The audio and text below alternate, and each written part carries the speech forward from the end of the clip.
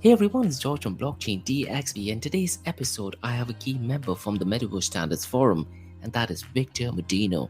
He's, if not one of the most prolific speakers, now he has got a phenomenal work experience, and I really urge you listeners to follow him on LinkedIn and Twitter.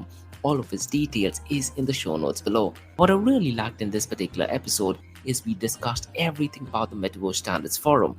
Now he's got some really strong experience so far as standardization is concerned, and in this episode, he discussed the importance of having things standardized in the metaverse industry. We also discussed interoperability and how Metaverse Standards Forum helps the industry. And listen, guys, if you are a business or a startup trying to build things in the metaverse, I definitely do think you need to be part of the Metaverse Standards Forum. As a matter of fact, in this episode, Victor did mention why business entities, startups, or individuals needs to look at Metaverse Standards Forum, and the registration is completely free of cost as well. We also discussed some of the challenges that is currently facing in the metaverse industry. So we discussed the security concerns. We also talked about what the Dubai police is planning to do if you have done some notorious things in the metaverse and how that has an impact in the physical world as well. And Victor is also based in Dubai, and he did share some insights on what Dubai as a city is doing in order to be a world leader in the metaverse industry. And if you are a business entity who is currently operating in Dubai, I think you'll definitely be benefited by listening to this episode. And as I was talking to Victor, one thing which I did realize that what the Metaverse Standards is trying to do is only going to benefit the metaverse industry at a macro level. And guys, if you do have any feedback or suggestions, mention them in the comments below. Alternatively, you can also drop me an email to info@blockchaindxb.com, and if you do want to connect to Victor, all of his details is in the show notes below. Along with it are the details of Metaverse Standards Forum, so please check this out. Firstly, Victor, thank you so very much for taking your time to do this. Really appreciate you taking your time out of your busy schedule and sharing your knowledge and information about Metaverse Standards Forum. So really appreciate you doing this. Thank you very much, George. It's a pleasure. And how has your day been today? Today is a Monday. Today is a rather busy day. Yeah, it's been an intense day putting proposals together, but it's been good since I came back from holidays. Actually, it has been such a hype, such a buzzing. Um, every week is something new. Every week there's tons of events happening. Jitex was last week, but yeah, really good to be here. Really good to be alive in this exciting time. Absolutely. And last week in Jitex, they had the entire section dedicated to Metaverse, right? Which is Yeah, Xverse and thanks first. Yeah, yeah, yeah. I pass by, I say hi. I had some friends there. It was sponsored by Decentraland, and there were some friends there. I passed by for a little bit, then I rushed into other halls, other talks. A lot of friends to see, and a lot of technology to see. So it was quite interesting. absolutely brilliant. Thanks so much for that. Before we talk about, how you are involved in Metaverse and Metaverse Standards Forum, can you tell our listeners, Victor, a bit about yourself and how did you individually get involved in Metaverse or the cryptocurrency and blockchain journey?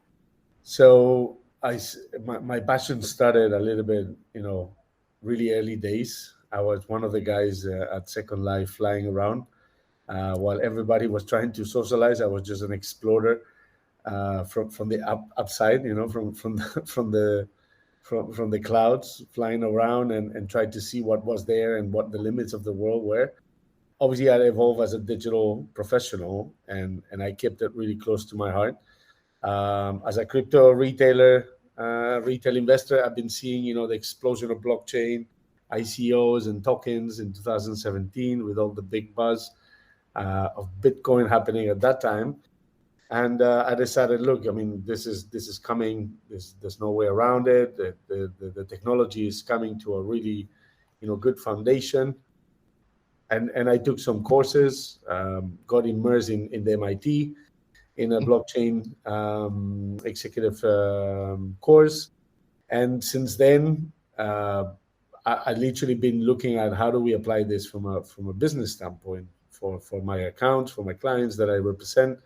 And and yeah, the natural path has been, we started all with crypto, the blockchain technology and language and jargon is super complicated to make it, appealing for everybody. So then it started the NFT hype and explosion. And I've been really, from a personal level, having my own master auto, kind of self-sufficient, self-learner, and just getting out there. It's been curious. I will say my curiosity drove the whole immersive sessions that I've had in every single platform that I'm involved. So yeah, Metaverse Standard Forum was a natural path to help contribute a little bit and build that. Apart from other DAOs as well, that ignites that or generates that curiosity and brings it even forward. So yeah, that's pretty much. Yeah, and it's great to know that you mentioned about the different phases in the cryptocurrency industry as well. That is the ICO, the NFT hype, and Yeah. the DAO, and quite a lot of the other things. And it's really interesting to know that you've done the course in MIT because I believe Gary Gensler, who's the chair of SEC, used to be a professor before joining Yeah. the Security Exchange Commission as well. So, Victor, take us back to a moment before the Metaverse Standards Forum was launched. Who did you speak to, or were you approached by someone to create the MSF or Metaverse Standards Forum? And what was the main motivation to start the Metaverse Standards Forum? So that's a great question. First of all, I'm not the creator. I'm just a member. After all this hype that happened before summer, it was early June when I spotted. They created all this media coverage. They were announcing that the industry experts, leaders, experts. I wouldn't call it experts because no one is expert yet. But I will say all these professionals that were really interested in shaping, transforming, and helping develop the industry to get together in a common space, right? In a common area to shape and discuss the different areas and the different sides of the industry, or what the metaverse is, or what is today and what it could be tomorrow, right? So I will say that the chair Neil Trevitt is actually doing an amazing job leading and guiding us all as members. Um, we joined in I think it was in August, while everyone was in summer, so we had some time to rethink our strategy and plan the way forward. They have some regular meetings, and they kind of share their vision for the forum itself.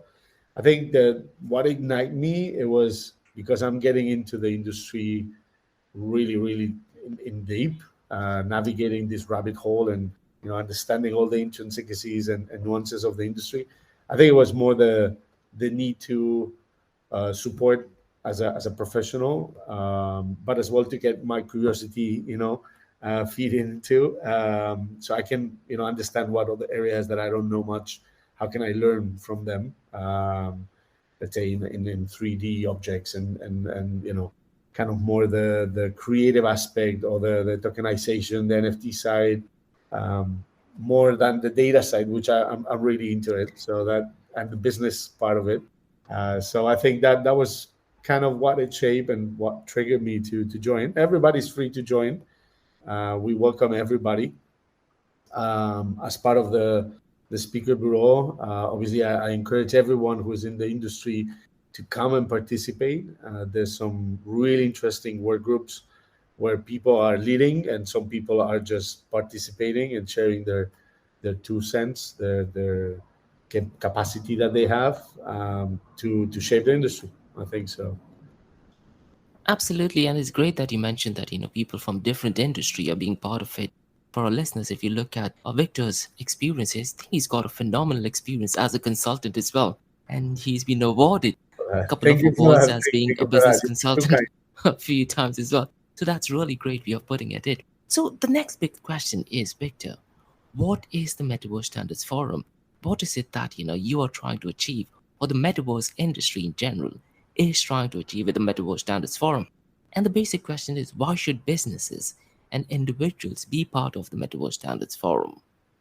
So I think that the most important thing that we're trying as an industry to or tackle as a standard as a MSF is interoperability as kind of the key aspect of it, but as well what does it look like in terms of design and in terms of different aspects of all the features that the metaverse will bring in from the Web3, right? So as the metaverse is a combination of all different elements within the Web3 space, which has obviously blockchain, smart contracts, NFTs, you name it, everything is kind of related in there, right? So what we're trying to do is how do we steer all those things together and stitch it in a way that um, it has an interoperability across all of them. So cases like, for example, companies like Ready Player Me, which recently they launched their API avatar. So any kind of metaverse virtual world. I like to say that there's no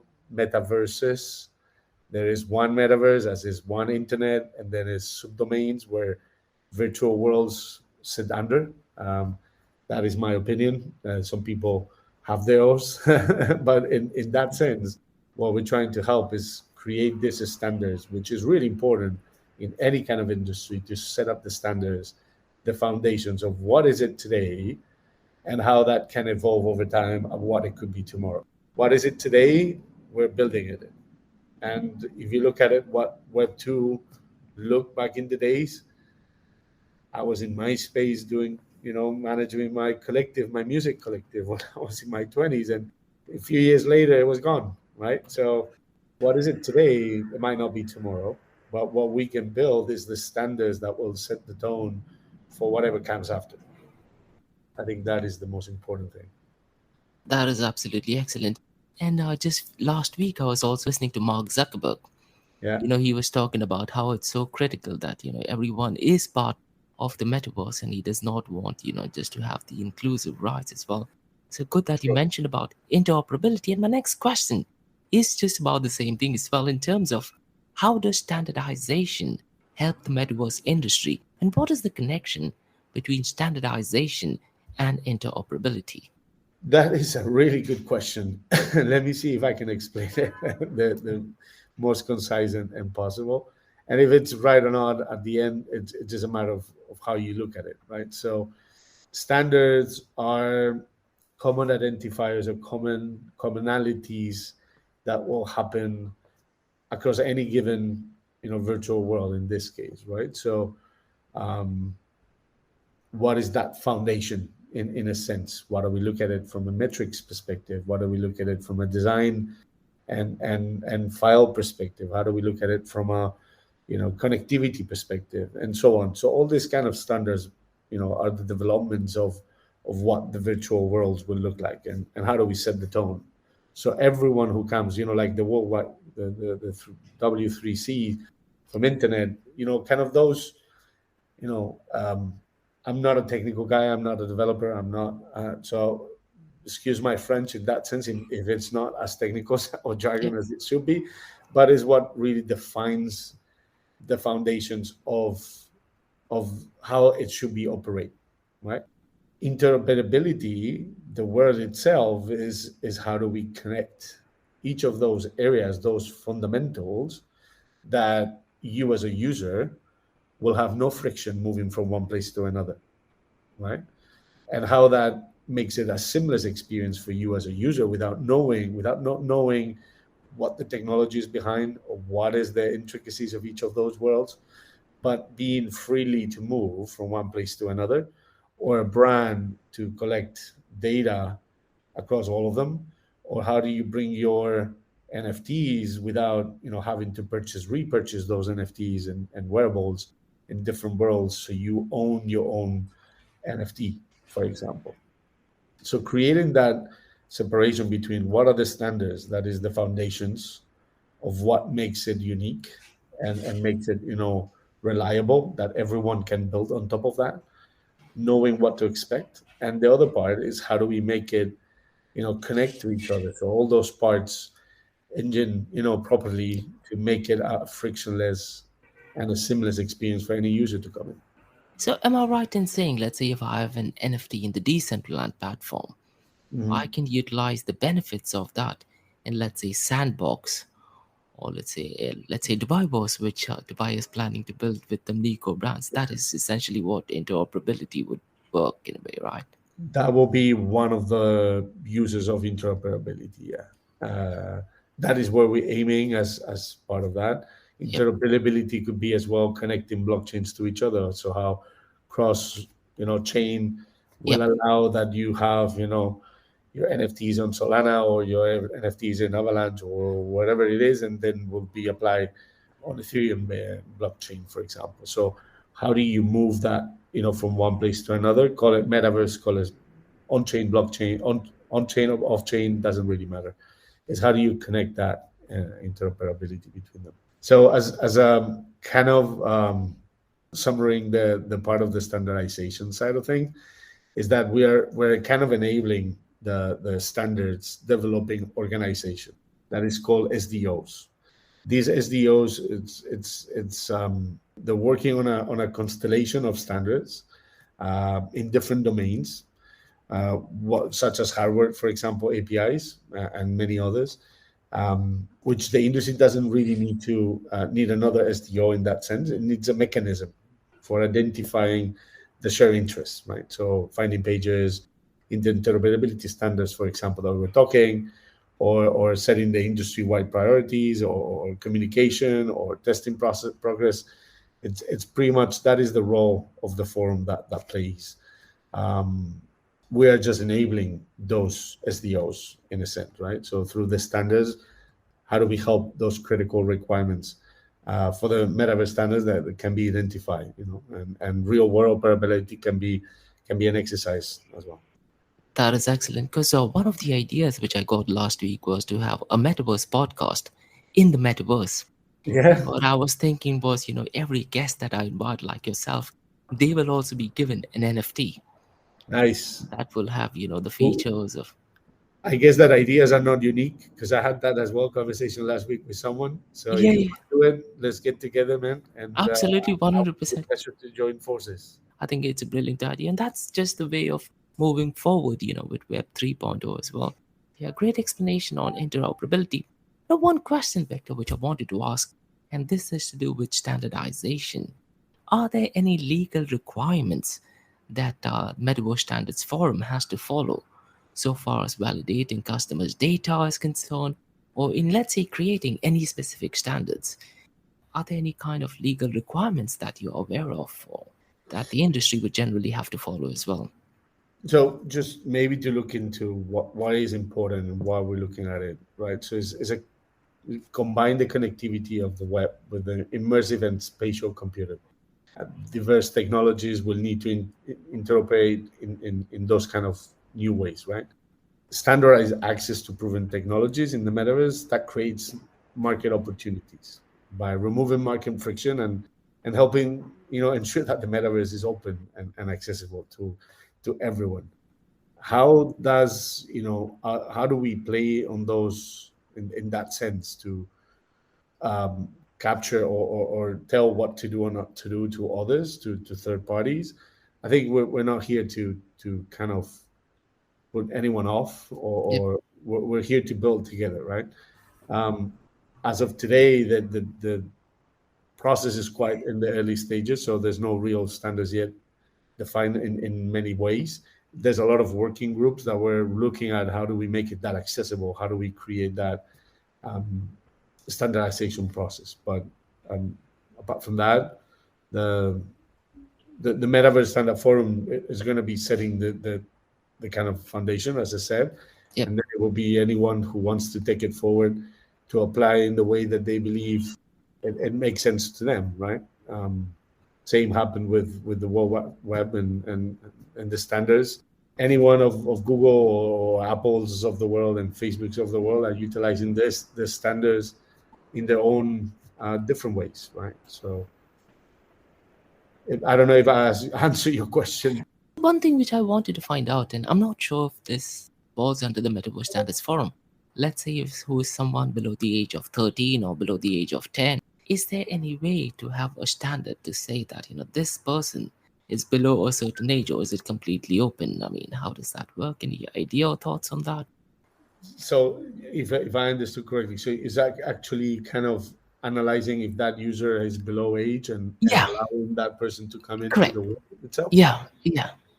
Well, I think we have the same problems as of today, right? So there's no real way to validate that a 13-year-old kid cannot come into social media.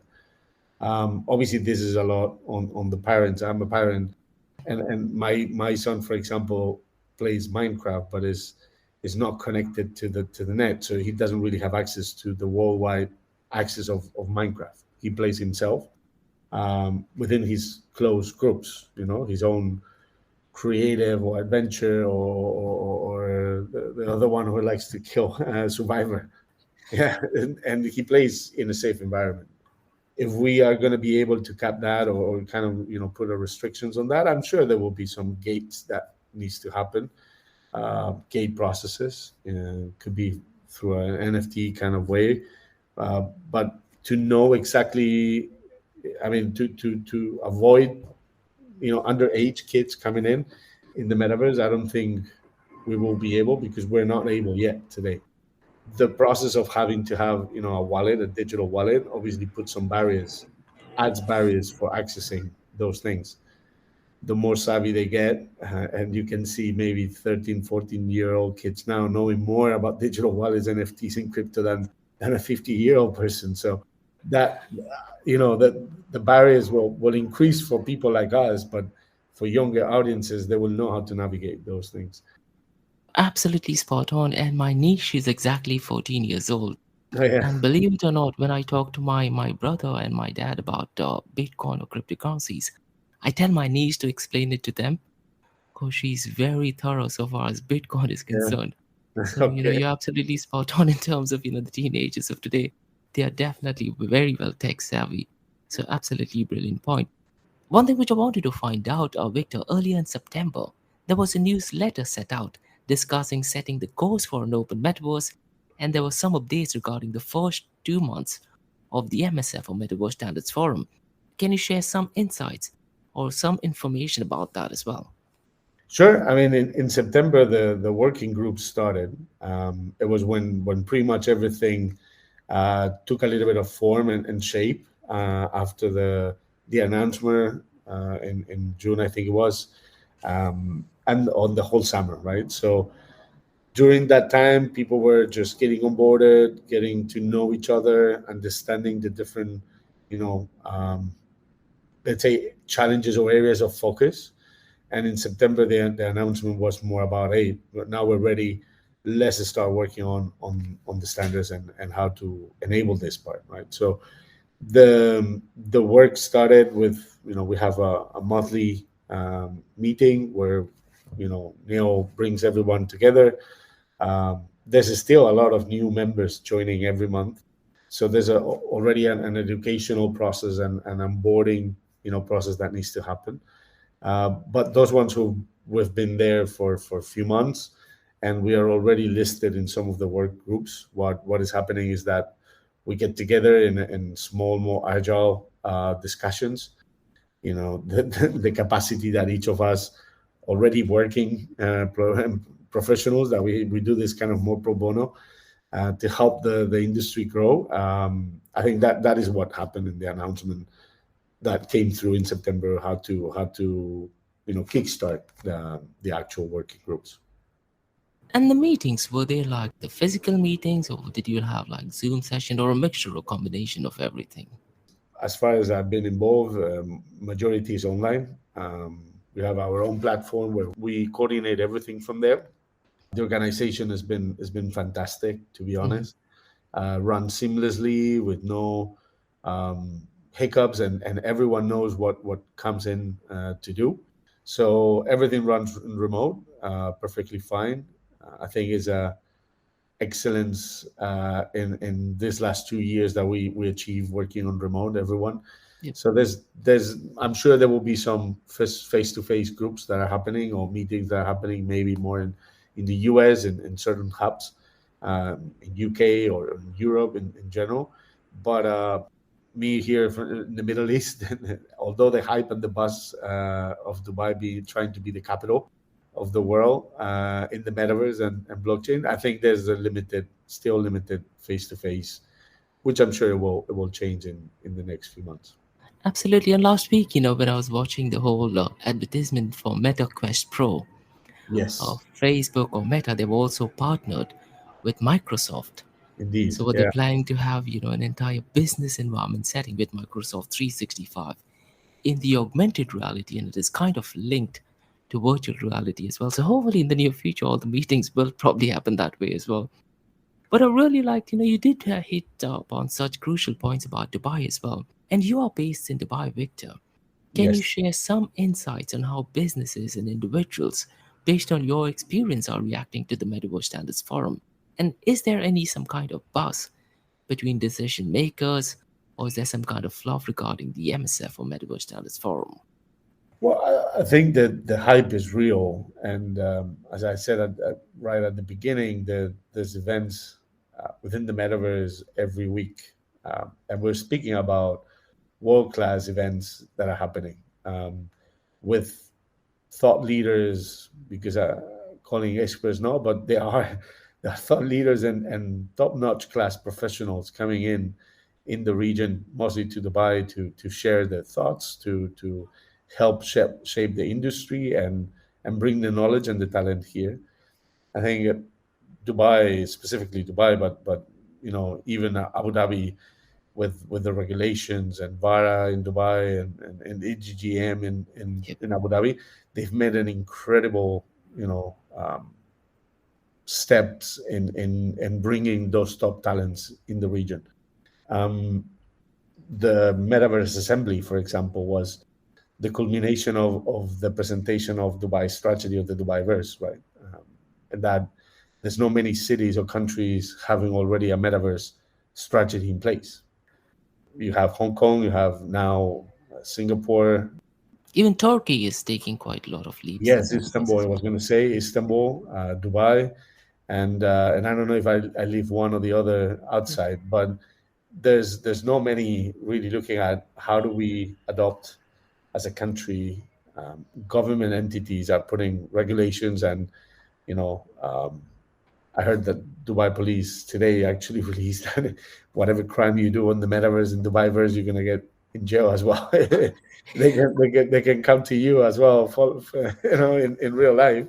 So it is it is a combination of public and private entities really looking at this ecosystem as an evolution of what is already there, an enhancement and let's say an enhancement of our physical life Yep. through our digital, or virtual presence. I really like what Kathy Huckle, describes that as that kind of blend between the physical and digital world, which is, the reality. And you mentioned Facebook and Microsoft launching, their new the new partnership. Um, there's going to be yeah. But at the same time, they launched the new Oculus Pro, right? The Yep. new. So it's going to be, in my opinion, there's going to be news every day, every week, every month. Changes are going to happen, and as I said, having a government looking at how to drive this forward, it makes it much easier for private companies to come in on board and support that vision, that if it comes from a private level and helping the government to get in, or kind of convincing the government to come in, which I think that is maybe more what is happening in other parts of the world. Paris actually was kind of featured as well on that land that is coming and accepting, putting more regulations to bring in as well, more players into the city. But yeah, I think it's just Dubaiverse is on the sandbox. Actually, is going to be um, quite an experiment that will provide a lot of data Yep. to validate if what we're doing is correct, and if as users, um, we're going to have that, enhancements of our life, for true or not. It's going to be a, kind of a decision making Yeah. process that needs to make. Yeah, and this whole Dubai was it is backed by a giant called Nico Brands. So, I definitely see some really heavy potential in that. And I'm so glad that you Yep. also mentioned about Abu Dhabi. And last week, even Sharjah, the other emirate that also mentioned about having a Sharjah was So it Yeah, looks like, every different emirate is trying to be part of the global metaverse. And I'm so glad that you also mentioned about the Metaverse Standards Forum, because at the keynote, His Excellency, he also said that, technology evolves, but it's so critical to have the human element. So, I think even in this metaverse, I think as the technology grows, it's so critical that we have the human element. And I really like that you also mentioned about safety and the Dubai police getting, arresting people. Because one of the members from Metaverse Standards Forum, we did have an interview last week by a Canadian company called Chandni. I'm not sure if you're aware about him, Nav Gupta. yeah. So he No, was talking about how his particular project is already looking at safety protocols. So, in terms of of physically course. touching someone, so, great points covered in this particular point. Safety is going to be a massive discussion based on the standards, and as well, every because at the end, every police in every part of the world has his own ways of working, right? It's really important, the safety and how do we look at safetiness, because every every country has different ways of working, every different regulations, different laws, law enforcement. It works differently in every country, right? And we're looking at, and this is why it's really important, the standards, because everyone needs to play within the same rules. They need to be binding to the same rules, and it cannot be applicable for one country or the other. It needs to be standard because it's global. It is online. It is virtual access. Anyone can access. There's no constraints of that, right? So I wouldn't even tap into other areas, but safety, what you do, what is bad or what is good, that needs to have the standards. What is doable, what is not, and how do you reward what is good and how do you penalize what is bad. In that sense, those standards, I think it is one of the priorities, and we'll have as well different work groups, but it literally has a set of rules that need to be applicable for everyone who comes in. That is not a difference between a country or any law or regulation or jurisdiction. That is an excellent way of putting it out. And that gives our listeners a clear indication of, what the role of standards is in the Yeah, metaverse. So thank you so very much for that. Really appreciate it. no problem. And now, one question, Victor, which I wanted to ask from your point of view and based on your experience with Data Move as well, and with your experience with Metaverse Standards Forum, what suggestion or advice would you like to give for businesses and individuals who are just getting into Metaverse? So look, this started as a personal, project on the side with a lot of, few of my colleagues that we've been developing different startups and projects over the last, few years, from AR to VR to, hardware development, utilizing composite materials. So if you know me, maybe you would have heard, Carbon Mobile and some of the projects here in the region. Um, it was all based on curiosity, and as I said, we started seeing that from a business standpoint, there was a need to maintaining the ethos of what the Web3 is, that is privacy, and user data needs to be kept, in private, and we go from zero party data. We go from first party data that we're working right now on the digital space to complete zero party data, because we only have access to the wallet. And that wallet, unless you kind of name it and you have, your nickname, avatar, AKA, whatever, we don't know who's that person, right? So it started in a way, how can we translate Web2 thinking in a kind of a way that helps businesses measure performance rather than utilizing data of the users in a bad way, right? So my point of how do we build that, standards is, first, which metrics do we look like? What do we need to look into? How do we keep that ethos as our priority? The privacy of it, and how do we don't use that, because we've been the product for so many years. We've been the product of all these companies for so many years, that what we need to do is, how do we help read, write, and own in a way that you are the owner of your data, and you decide when to give that data. So the curiosity started that way, and last week was an explosion on Decentraland, for example, on daily active users and monthly active users, and how do we track data? What kind of data do we track? DCL metrics, put it really nicely. There's few colleagues in the space that took that and took that public data and created some kind of a dashboards that any brand can access and really evaluate if that data is there is right or not, but keeping the ethos of privacy at its best. So I think that my focus or my curiosity is how do we help businesses understand what are they doing and how do they measure the return of their investment so they can keep on investing more and generate adoption at a higher level while providing that immersive experience to their customers in a more personalized way. So we're still playing between the Web 2 and Web 3 mindset, I think, for many, myself included. But building these standards will allow us to, cut from old, fashioned ways of doing things and completely, take that leap and move in that decentralized environment that we all want to be. That's absolutely great, and I'm glad that you mentioned about the whole private key and public key point of it. And what was really interesting, you also touched upon decentralized number of users, and I did see via LinkedIn that someone did actually share some data, and you did comment about it in terms of this precisely the reason why it's Yeah. important to have a standard set. Do you want to share some more information about that particular comment? Because when I read through it, I think it gave a very good description of why we require a standards.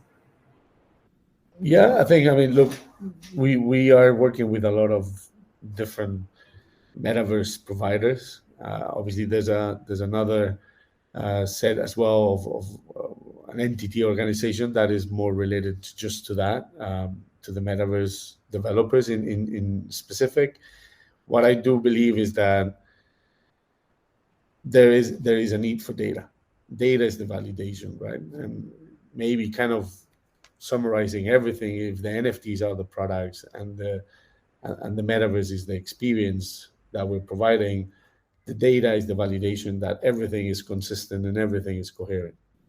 So if we really look at the data of what we are today, there's if we compare, we're completely off of the chart. If we compare ourselves, we cannot compare to Web 2, but we need to compare ourselves of where we were with internet 30 years ago.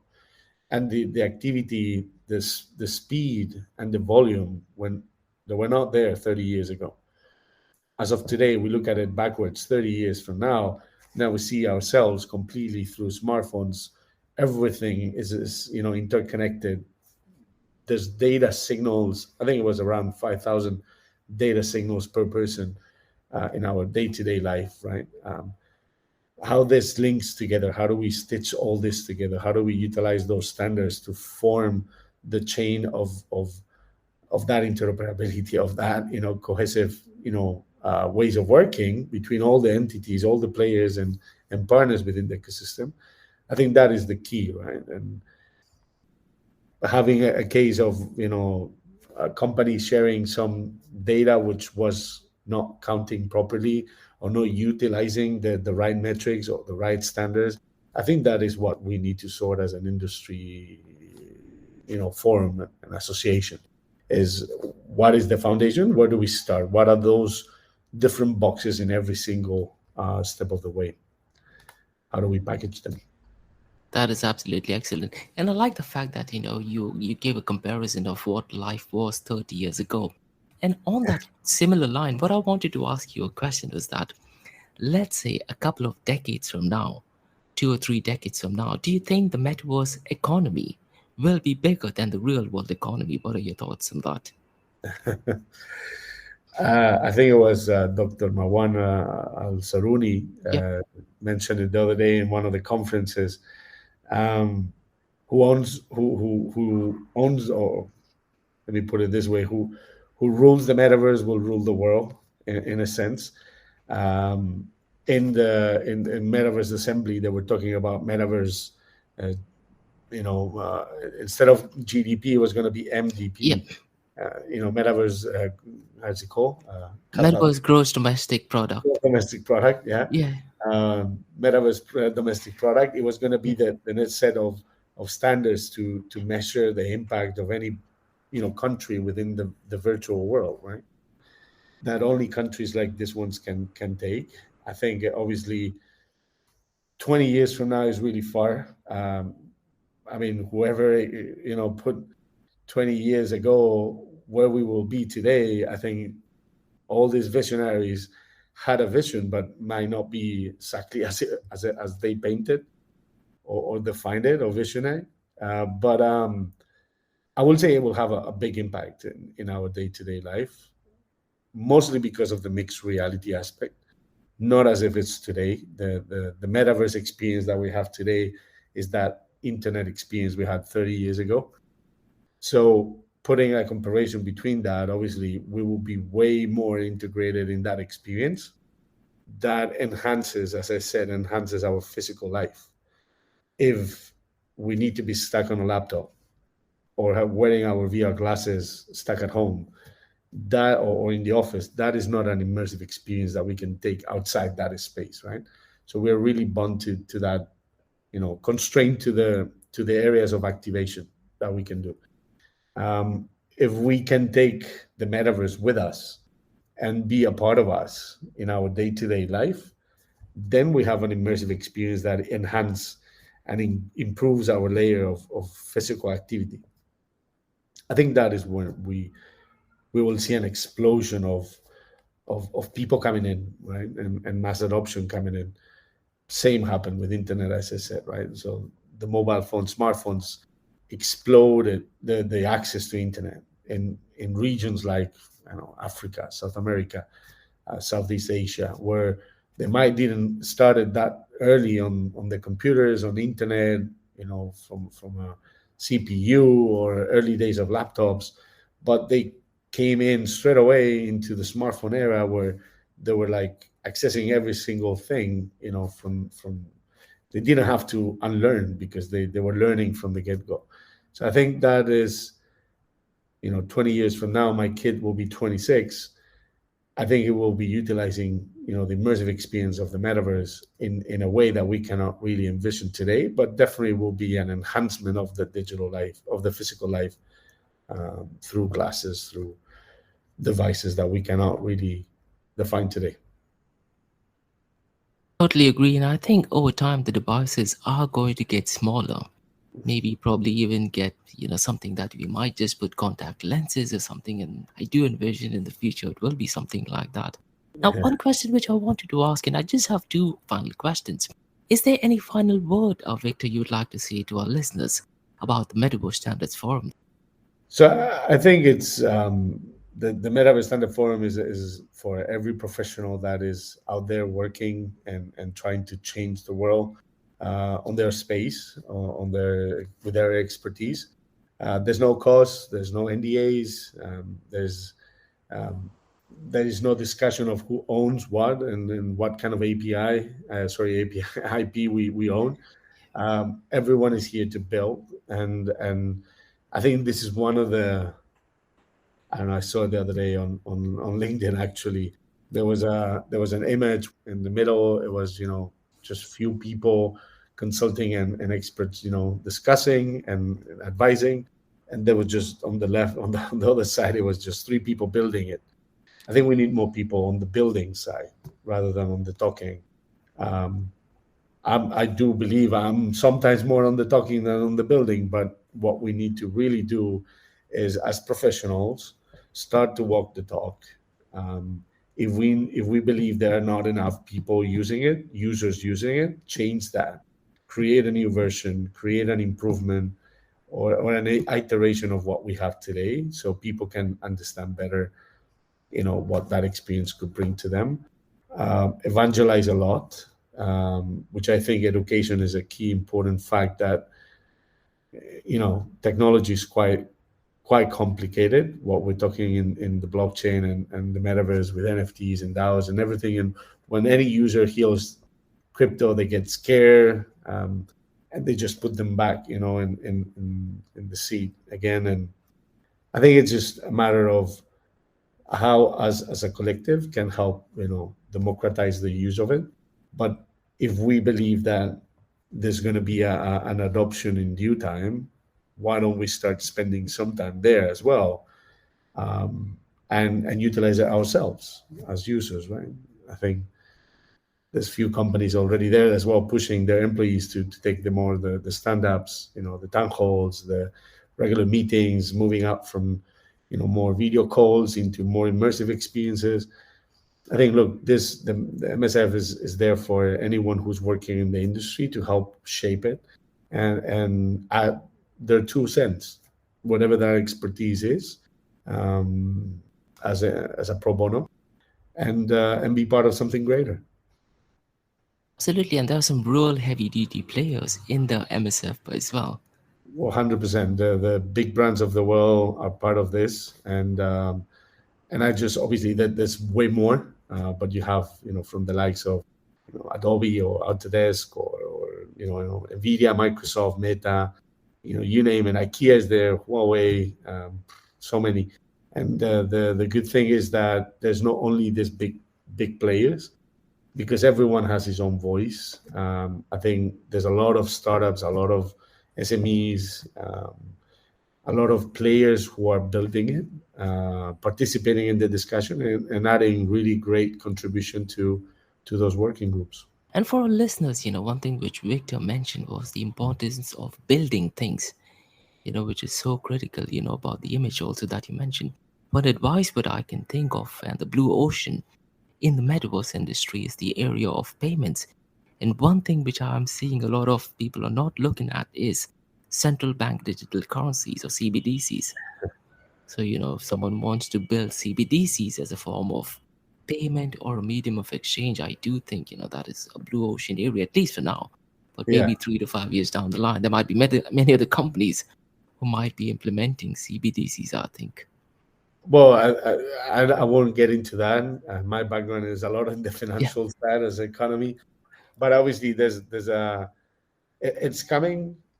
Central banks already are analyzing how to do that, how to implement the CBDCs, and how it's going to be playing within the crypto space, and how it's going to be collaborating and generating that interoperability between each of those coins and different blockchains. So it is a matter of time. I yeah. don't think it's an if, it's a when. I think what individuals need to do is they need to do their own research. And based on their 100%. understanding, they need to find out, if it is something that you agree or disagree to it. So absolutely brilliant point. Now, one final question, Victor, which I wanted to ask, and this is nothing to do with metaverse, nothing to do with cryptocurrencies, absolutely nothing to do with our working experience. The question is, what genre of music that you like and why? That's a good one. Yeah. Well, I started more in the hip hop side of things back in Uh-huh. the late 90s. Uh, it has evolved quite a lot. I'm a really funky 70s, 80s, and 90s fan. But hip hop was my go-to preferred option. I started as a DJ back in my 20s, more on deep house and deep jazz and a little bit of house music. So that gave me the groove and kind of more the funky side. So yeah, I think it's a cool question, and always nice to put that in with a smile. Absolutely excellent. Thank you so very much, Victor, for taking the time for doing this. Really, really appreciate it. Is there any My final pleasure. words that you have to say to our listeners? No, thank you very much. I think you have a great show. You are acting as a key driver of all the conversations that are happening within the industry. So please follow, guys. Thank you, George. Have a good day. Thanks. Have a great one. Thank you.